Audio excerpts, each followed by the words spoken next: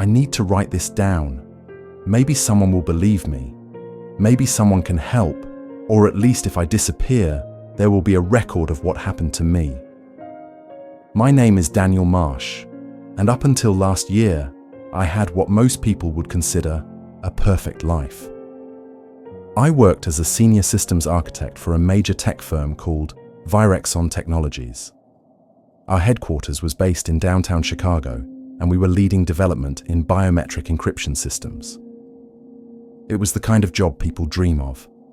Corner office, high salary, yearly bonuses, and a future that looked unshakably bright.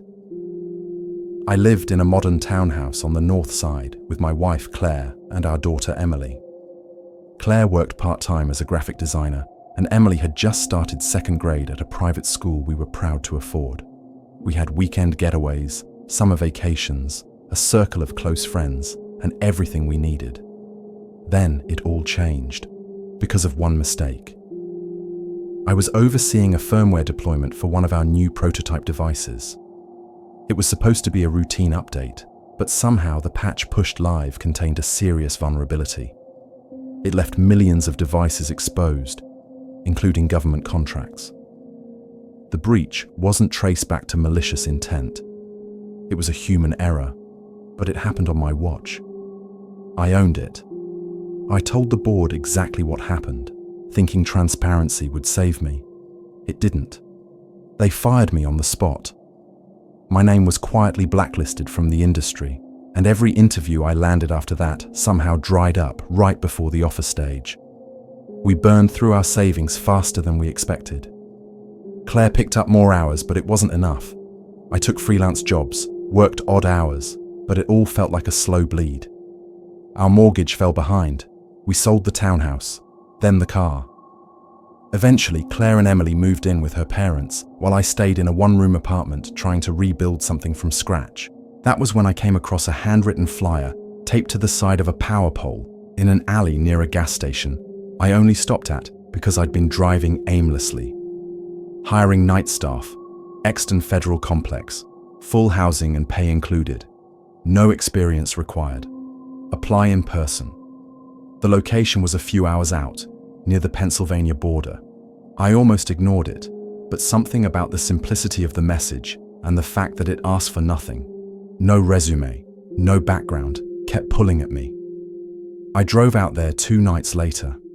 The road to the complex was empty and poorly marked, winding through thick woods and dead farmland. Eventually, I found the place. It was a huge concrete structure surrounded by fences, long and flat like a shipping center, but without any trucks or signage. Just a black gate and a small speaker mounted on the side. I pressed the button, said I was there about the job, and the gate buzzed open. Inside, a man in a grey uniform met me at a side door. He introduced himself as Mr. Hart and led me down a narrow hallway to a small office. There was no formal interview. He asked if I was available to start immediately and handed me a keycard, a printed rule sheet, and a plain black uniform. The job included meals, housing in a small dormitory down the hall, and a $1,400 weekly stipend. No taxes, no deductions. I didn't ask questions. I was too tired to. Before I left his office, Mr. Hart said something I still haven't forgotten. You'll be working alone most nights. Just follow the rules, and you'll be fine. The rules were typed plainly on a single sheet of paper. Most of them were standard things. Stay in assigned areas, no photography, keep logs updated. But 3 rules were highlighted in red and set apart from the others. Rule 4. If you hear someone knocking on the east door between 2 a.m. and 2:15 a.m., do not respond. Do not open it. No one is supposed to be outside at that hour. Rule 7. If the hallway lights turn off and you hear a second set of footsteps behind you, walk calmly to the nearest lit room and lock the door. Wait 10 minutes before exiting. Rule 11. Do not speak to the man in the maintenance uniform if you see him mopping the break room floor after 3 a.m. He does not work here. I stared at the page for a while, unsure if it was a joke or some sort of stress test. But something in Mr. Hart's expression told me it wasn't. I didn't ask him about it. I just nodded and took the keycard to my dorm. That was 2 nights ago. I start tonight. I haven't seen anyone else on the night crew yet. I've heard noises down the halls, doors opening and closing, but haven't spotted a single person. I'm not sure what kind of place this is, but I've got nowhere else to go. The first night passed without incident, but I hardly slept. I sat in the control room watching the monitors, trying to get used to the quiet hum of the building and the flicker of the fluorescent lights overhead. But tonight, everything feels different. It started just after 2 a.m. I was finishing a check on Storage Wing C when I heard the first knock. 3 sharp, deliberate hits on the east service door. It was exactly 2:03. I froze because I remembered Rule 4, and I remembered how specific it was about the time my first instinct was to check the cameras. But that door had no feed. The screen just showed static, like something was interfering with the signal. The knocking came again, louder this time, and then stopped as quickly as it started. I didn't move. I didn't speak. I just stood there staring at the door from down the hallway around the corner, trying to listen for footsteps or movement, but nothing followed. I returned to the security room and logged the incident I was writing. The time when something caught my eye on one of the monitors. It was the break room camera. The room was empty except for the floor, which looked wet, like someone had just mopped it, but I hadn't seen anyone go in there. The shift had been quiet. Until then, I stared at the monitor waiting, thinking maybe the camera was glitching. But then I saw a dark shape pass by the edge of the frame slowly, like someone walking just out of sight. I checked the timestamp 3:04 a.m. and my stomach sank. I remembered Rule 11, the break room. I looked again, but the figure was gone. Only the wet streaks left on the floor, not random streaks either. They looked like footprints, like something had walked backwards through the puddle and out of frame.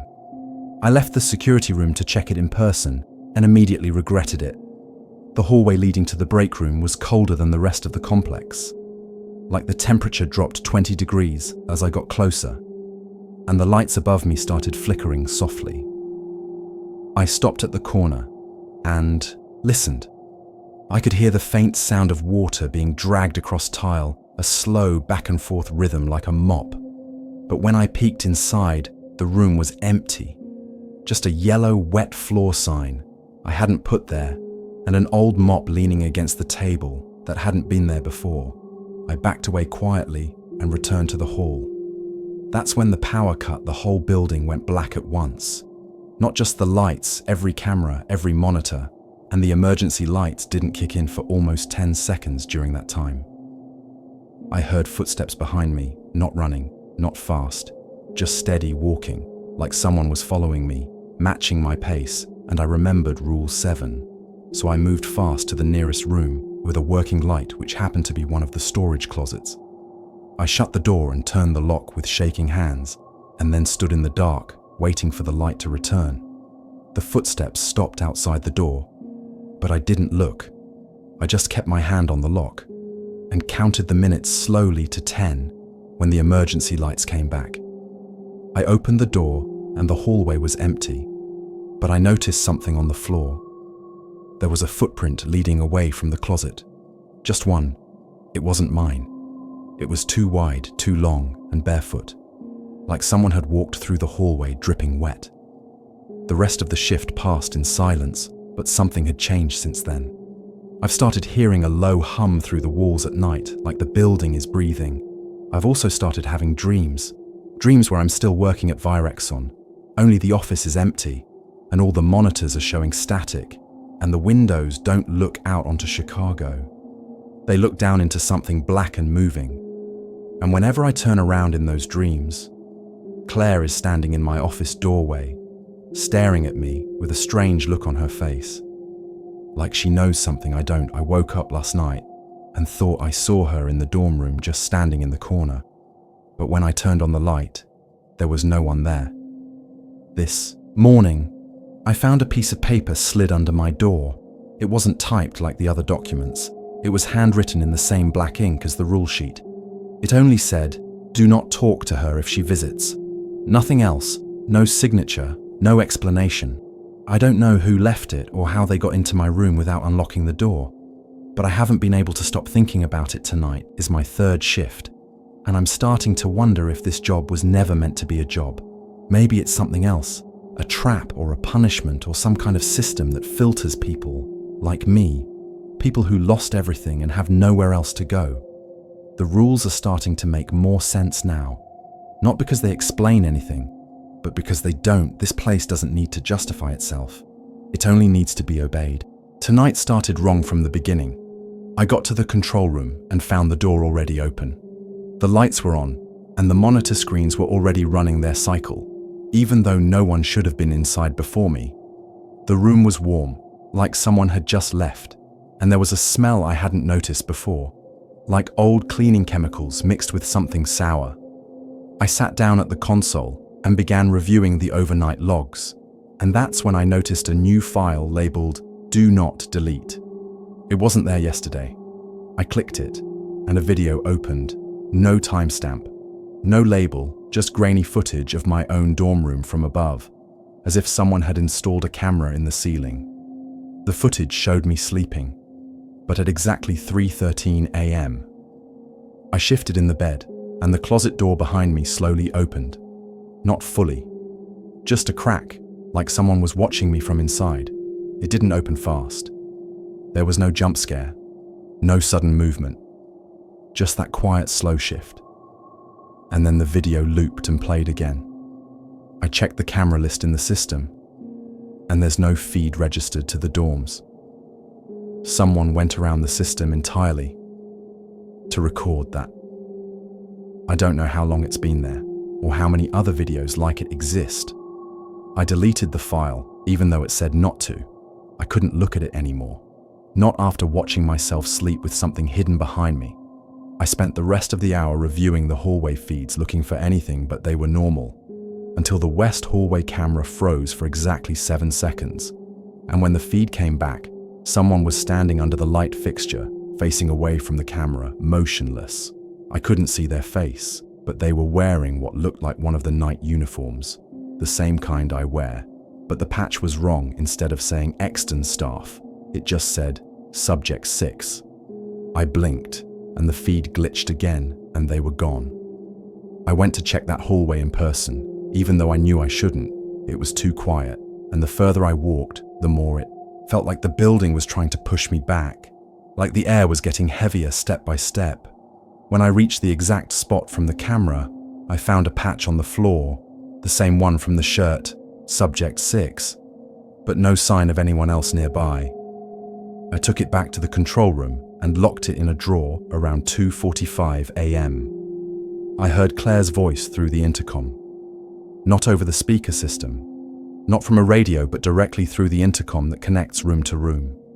She said my name softly, like she used to when waking me up early for work. Then she said, "Don't forget about us, Daniel." And that's when I remembered the note from the night before. Do not talk to her if she visits. I didn't respond. I just sat there holding my breath. The intercom clicked off by itself.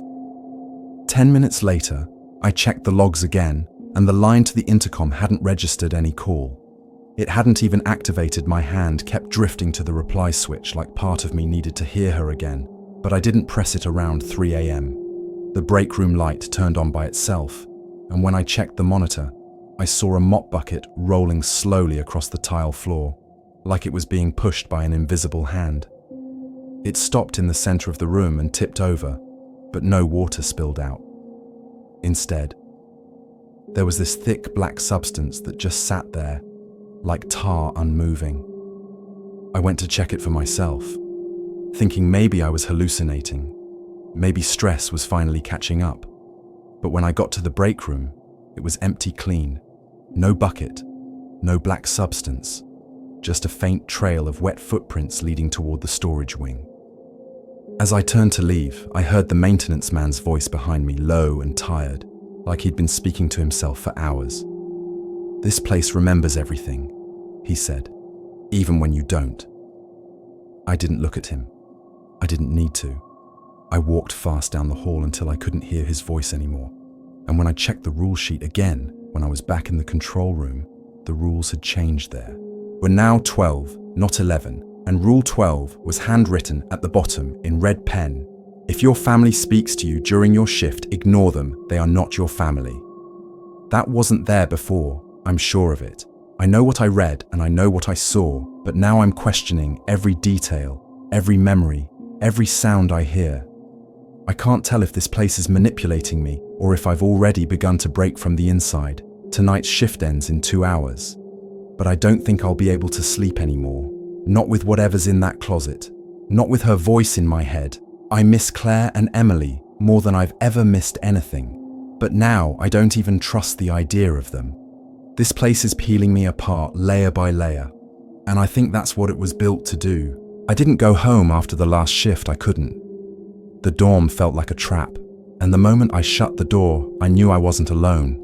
I stood still, listening to the silence, waiting for something to move, but nothing did.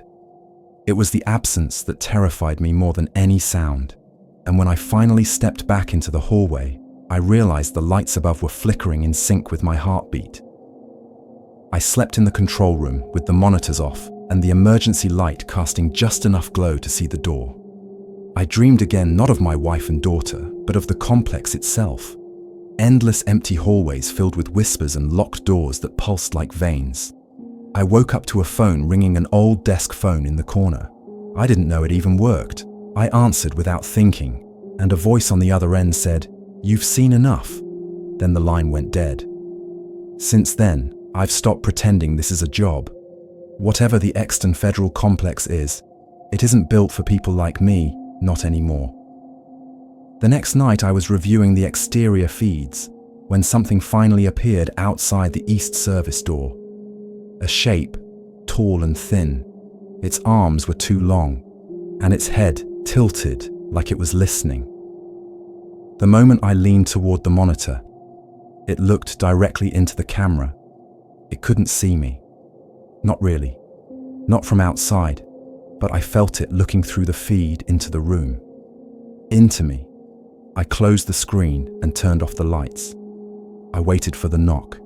It came exactly at 2:03 a.m., same as before, but this time it didn't stop. After 3 hits, it kept knocking over and over, a rhythmic, steady pounding that grew louder each time.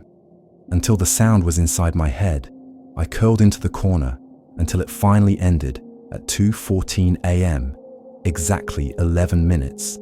Just like Rule 4 said, I didn't leave the room until dawn. After that night, I noticed that the rules stopped working. They weren't protecting me anymore. They were warning signs, and I'd missed something important. I found a locked door in the lower level, labeled BIOS 6A, Wing. I didn't know existed. The security badge granted access, even though I'd never been cleared to go down there. Inside was a row of patient rooms, or at least they looked like patient rooms. Narrow, sterile cells with single beds and cameras bolted to the ceilings. Every door had a name stenciled on the glass window, but most had been scratched out, all except one at the end of the hallway. It said, Claire Madden, my wife's name. I froze. I couldn't breathe. I hadn't said her last name to anyone here. I hadn't filled out any forms with that detail, but it was there. I opened the door and the room was empty, just a chair and a desk, with a black notebook on top. The notebook contained only 3 words written over and over again in a tight, frantic scrawl. Don't forget her. The walls had symbols carved into the plaster identical to the ones I'd seen in my dreams, looping spirals and broken circles that made my vision blur. When I looked too long, I stumbled out and ran to the elevator, but it didn't respond, so I took the stairs 4 floors back up to the ground level. And when I got there, it wasn't the control room or the main lobby. It was my old office from Exton, exactly as I left it. Same desk, same cracked mug, same photo of Claire and Emily smiling from our beach trip to Traverse City. But outside the window, there was no skyline, no city, just darkness moving like smoke. Something pressed against the glass. A wide face made of pale skin stretched too tight, and it whispered my name. Not out loud, but inside me, a wet crawling sound that echoed in my spine. I turned around And the door behind me wasn't a door anymore. It was a mirror. And in it, I wasn't wearing my uniform. I was wearing a hospital gown. And behind me was a chair bolted to the floor. I didn't blink. I didn't move. I just watched myself until the lights above me turned red and the reflection stopped mimicking me. It tilted its head and grinned. I screamed and the glass shattered. When I woke up, I was in the dorm again, but the door was open and a new sheet of rules had been slid under it. These weren't typed. They were handwritten again. 12 rules, same as before, but the last one now said, "You may leave if you can remember who you are, but you won't." I sat there for an hour staring at the page, trying to remember something real, anything real. The smell of Claire's hair, the way Emily laughed when she mispronounced strawberry. The night we danced in the kitchen with the radio too loud. But the more I tried to pull those memories back, the more they slid away, like dreams I'd never had. I think this place doesn't trap you physically. It erases you, slowly replaces you, until you're just another one of them. Another figure in a hallway, or a voice on the intercom. I haven't heard my name in days, not really. Not the way Claire used to say it. I think this might be my last night. Not because I'm quitting, but because I no longer remember what I came here to escape. I only remember the rules and the knock and the cold. The complex wins by waiting, and I think I'm almost out of time.